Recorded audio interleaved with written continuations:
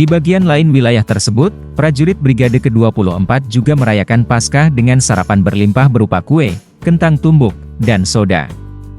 Di sini Pendeta Rostislav Osuchan percaya bahwa tentara membutuhkan agama dan amunisi, namun menekankan pentingnya iman di tempat perang. Seorang pendeta mengunjungi tentara Ukraina di garis depan timur untuk merayakan Paskah Ortodoks. Dengan ledakan di kejauhan dan asap di cakrawala, orang-orang dari Brigade ke-59 masuk ke sebuah ruangan kecil di lokasi yang dirahasiakan di wilayah Donetsk untuk melakukan tugas tersebut. Komandan Kompi Mikola merasa hari ini sama seperti hari-hari lainnya, hanya saja mereka bisa lebih bersantai. Dia merasa jika Tuhan ada di sini, maka jumlah kematian akan lebih sedikit.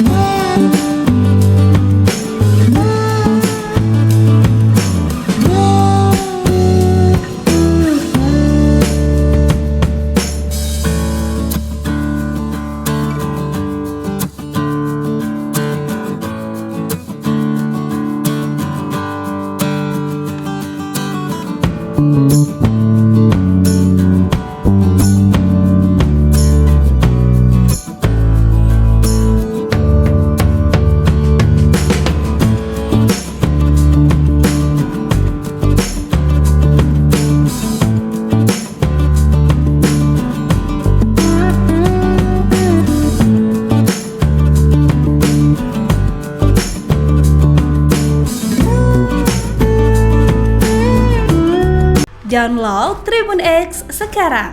Menghadirkan lokal menjadi Indonesia.